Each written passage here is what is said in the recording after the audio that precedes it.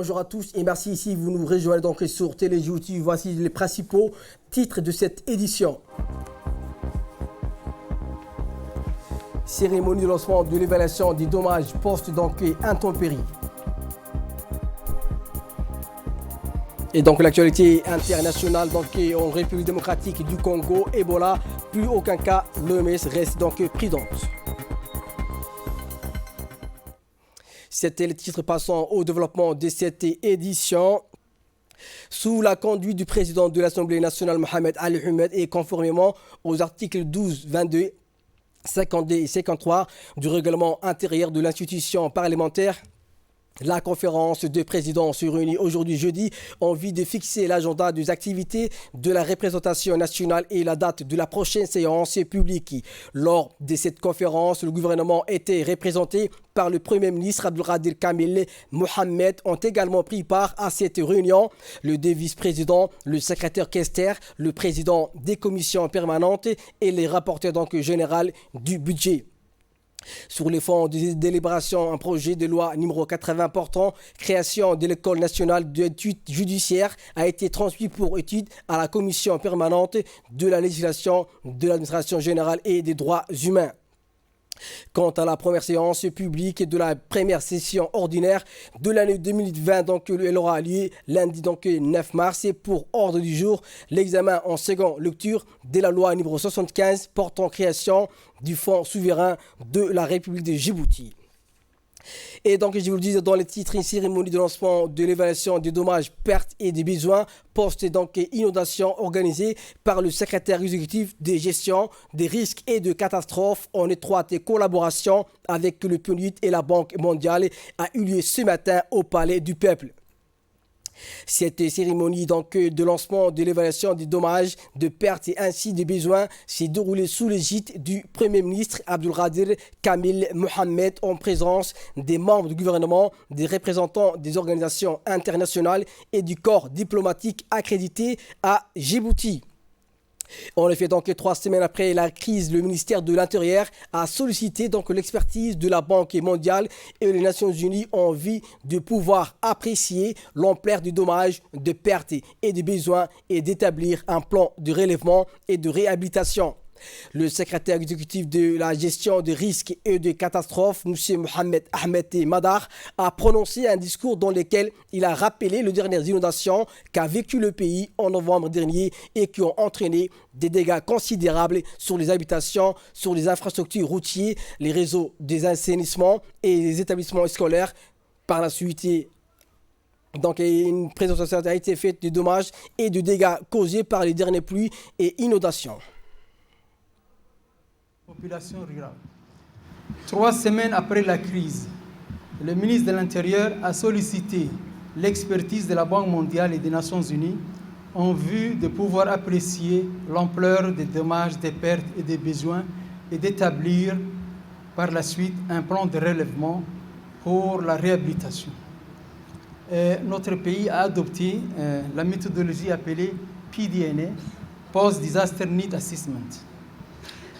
Donc, vous avez aujourd'hui, on va vous présenter le travail accompli par des cadres nationaux en partenariat avec le ministère des Finances et de l'Économie, mais aussi avec les experts de la Banque mondiale et des Nations Unies.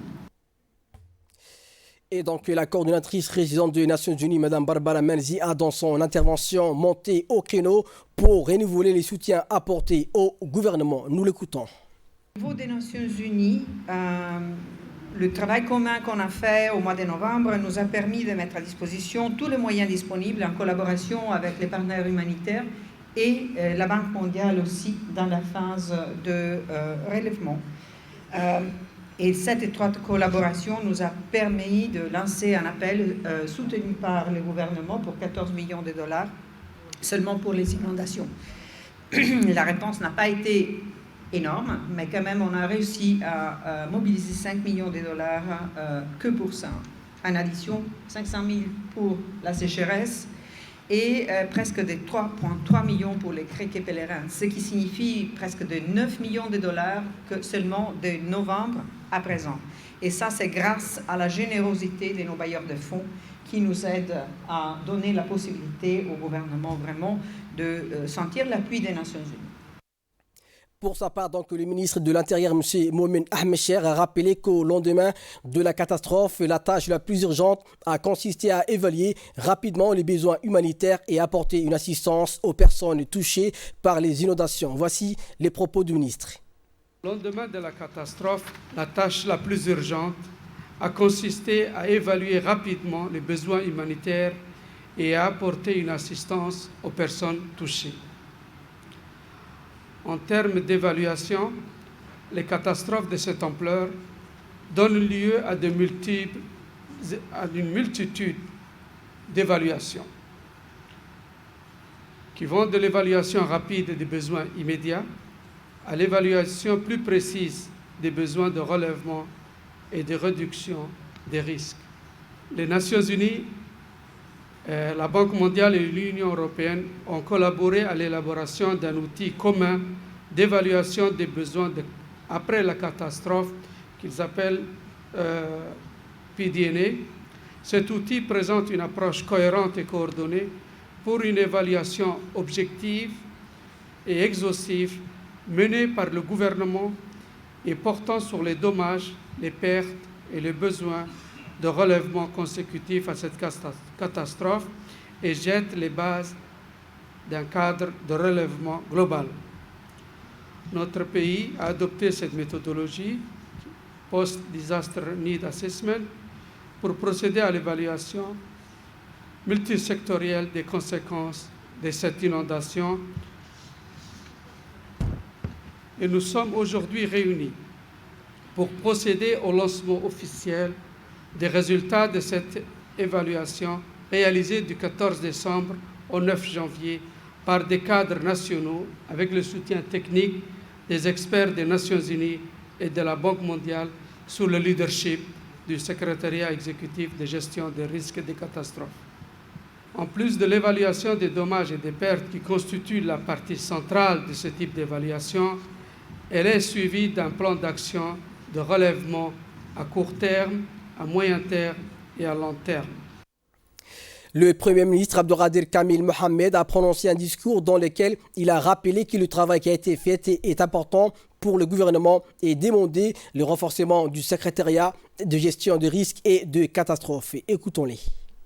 Les effets du changement climatique se font déjà sentir dans notre pays. Des grosses inondations ont eu lieu il y a quelques mois et nous constatons ces derniers jours une couleur du ciel assez inhabituelle. Le danger n'est pas encore écarté. Nous devons donc en tirer des leçons et ne pas nous laisser aller une fois la catastrophe passée. Cette évaluation multisectorielle des mesures à prendre engagées par le gouvernement avec l'assistance des organisations nationales et internationales afin de produire un plan de relèvement à court, moyen et long terme. Les très graves conséquences subies par la population, notamment les plus défavorisées, ne doivent plus se renouveler. Il est donc primordial que toutes les lacunes que nous avons constatées puissent être rapidement corrigées, notamment quand il y a eu le cyclone Sagar. Nous avons entrepris des travaux, nous avons fait beaucoup de pompage d'eau. La gestion des risques et des catastrophes doit être efficacement renforcée. Le ministère de l'Intérieur, avec le secrétariat exécutif qui est chargé de cette gestion, doit jouer un rôle central. Mais il est aussi nécessaire que tous les départements ministériels immédiatement, directement concernés, comme le transport, le logement, l'environnement, l'assainissement, l'eau potable, l'assistance sociale, la santé, l'éducation nationale, ainsi que le budget et le ministère de l'économie, soient impliqués dans cette coordination si nous voulons rendre efficace cette structure dans un cadre de résilience. Mesdames et messieurs, le travail qui a été fait est très important pour le gouvernement. Il est important d'introduire aussi la notion de très court terme dans ce plan, la notion d'urgence. D'autant plus que les pluies du mois d'avril prochain sont très proches. Et nous pensons que ces pluies arriveront étant donné que ce sont des pluies côtières. Aussi, en adressant mes remerciements à tous ceux qui ont contribué à la rédaction de ce document et notamment aux représentants des organismes et de coopération, je leur demande que des actions immédiates d'amélioration puissent être entreprises. Dans un second parti, le Premier ministre Abdelkader Kamil Mohamed a expliqué que le gouvernement doit tirer des leçons après la catastrophe. Il semble primordial de renforcer efficacement le secrétariat exécutif de gestion des catastrophes. Ceci doit être fait en fournissant immédiatement tout le matériel d'urgence nécessaire pour faire face à une réponse efficace en cas de nouvelles catastrophes naturelles. Ce matériel devrait être stocké par le secrétariat exécutif dans un hangar qui doit être construit très rapidement. C'est ainsi qu'en cas de futures inondations, il sera possible de disposer de ce qui a été stocké à cet effet. La mise à disposition de ces dons dans les autres départements techniques concernés risque une nouvelle fois à ne pas pouvoir, le cas échéant, être trouvé rapidement. C'est le cas après ce gare. C'est donc en renforçant immédiatement de la manière que j'ai indiqué le secrétariat exécutif qu'il sera possible de répondre efficacement dans la durée à la lutte contre les prochaines catastrophes naturelles. Je souhaite également que des financements d'urgence puissent être obtenus pour répondre à très court terme à l'amélioration du réseau de drainage afin d'éviter que des conséquences désastreuses se renouvellent. Parallèlement, bien évidemment, nos services de voirie, les populations concernées participent régulièrement à l'évacuation des déchets solides et du nettoyage des réseaux d'assainissement. Pour ce qui concerne le moyen et long terme, je suis certain que tous ensemble nous réussirons à mettre en œuvre ce plan.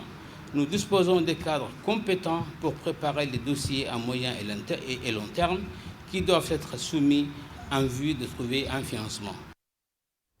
Également dans l'actualité, l'hôpital militaire Omar Hassan al-Bashir a abrité donc ce matin une cérémonie de promotion au grade supérieur de jeunes médecins des forces armées djiboutiennes de retour des spécialités. Ces spécialités donc englobent la chirurgie viscérale, l'ophtalmologie au réel, l'anesthésie-réanimation. Ces jeunes médecins spécialistes ont effectué leur formation dans le pays ami tel que la France, le Mali et le Maroc, partenaires privilégiés dans la formation du domaine de la santé publique. Cette information intervient dans le cadre de la montée en puissance de l'hôpital militaire afin d'offrir une couverture médicale optimale et de qualité à la fois aux militaires et à la population civile. Cette cérémonie de promotion a été présidée par le chef d'état-major général des armées, le général du corps d'armée, Zakaria Cheikh Ibrahim. Ont participé à cette cérémonie les grands responsables des forces armées djiboutiennes.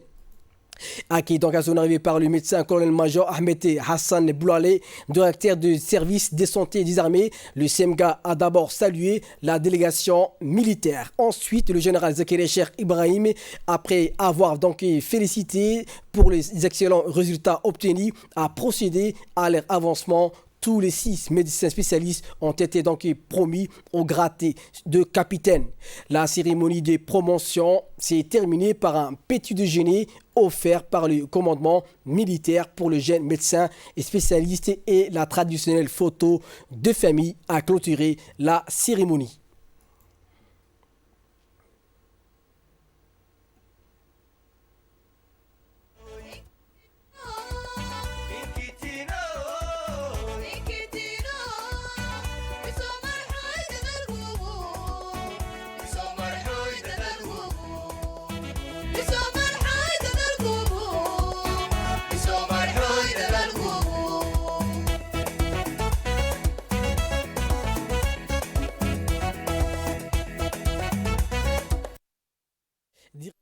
Au sud du pays, notamment la région de l'Unité, où la campagne de vaccination contre la rougeole a été lancée hier matin à la place du 27 juin. Une vaste campagne de vaccination contre la rougeole qui s'étend sur tous les territoires de la région de Dikil pour les enfants des 6 mois jusqu'à 15 ans et qui a débuté dans les établissements scolaires. La cérémonie de lancement de cette campagne de vaccination contre la rougeole a vu la participation des autorités administratives de la région de l'Unité, dont le préfet de Dikil, M. Aden Rar Moussa, le président du conseil régional, M. Abdurrahman Aden Younis Are, les conseillers du ministre de la Santé, M. Hassan Moussa, ainsi que le médecin-chef du CMH de Dikil, M. Humad Ali Roufa. Rappelons que le chiffre ciblé par cette campagne de vaccination contre la rougeole dans la région de l'Unité est de 39 625 enfants. Le pays tout entier. Ici, nous sommes dans la région.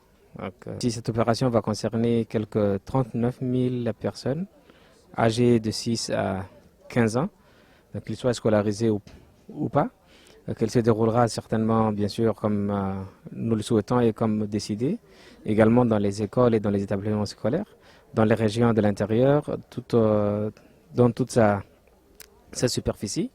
Donc c'est quelque chose de très essentiel, c'est quelque chose qui va de la santé de l'enfant, de la vulnérabilité également de la population. Donc nous souhaitons et nous encourageons le ministère de la Santé ainsi que les partenaires également d'augmenter, de vulgariser encore un peu plus ce genre d'opération.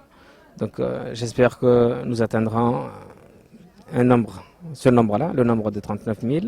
Et nous souhaitons prendre succès aux opérations et aux activités que vont mener les infirmiers, les personnels de la santé de la région de Dikil. Dans l'actualité également, l'ambassade de l'Inde à Djibouti a organisé donc la première célébration de la journée e-tech le 26 février dernier à l'hôtel Acacia de Djibouti. Près de 60 anciens élèves de l'ITEC de divers domaines ont participé au programme ainsi que des cadres du ministère des Affaires étrangères et du ministère de l'Enseignement supérieur de Djibouti. Depuis son lancement en 1964, ITEC, c'est le programme phare du gouvernement de l'Inde pour partager sa propre expérience de développement avec les autres pays en développement. Dans le cadre du programme ITEC, les agents des 161 pays d'Asie, d'Afrique, d'Europe de l'Est, d'Amérique latine, des Caraïbes ainsi que du pays de Pacifique et de petites îles sont invités à bénéficier de l'expérience de l'Inde en matière de développement. Chaque année, l'Inde offre environ 12 000 pour environ 300 cours, des formations à court, moyen et long terme dispensés dans 47 établissements d'apprentissage et d'excellence dans le cadre de ces programmes. Le programme e-tech couvre donc un large éventail de sujets allant des domaines traditionnels comme l'agriculture, le PME, la gestion, la langue anglaise, aux technologies de l'information, la science, la technologie et la biotechnologie. S'exprimant à cette occasion, M. Ashok Kumar, ambassadeur de l'Inde à Djibouti, a souligné l'importance du programme e-tech dans le développement des compétences qui facilitent le développement des ressources humaines, le renforcement de capacités, des améliorations de compétences et l'autonomisation. Il a donc également encouragé un plus grand nombre de professionnels à recourir au programme e-tech. Et sport pour clore l'actualité nationale, la salle de conférence du Centre technique national a abrité donc ce matin une conférence de presse donnée par les sélectionneurs de l'équipe nationale senior à M. Julien Mété. L'entraîneur de l'équipe nationale a durant cette conférence présenter la liste de joueurs qui vont affronter l'équipe nationale de l'île Maurice en match amical le 26 et le 29 mars prochain. Monsieur Julien a indiqué que de nouveaux joueurs ont rejoint l'équipe pour renforcer la sélection nationale.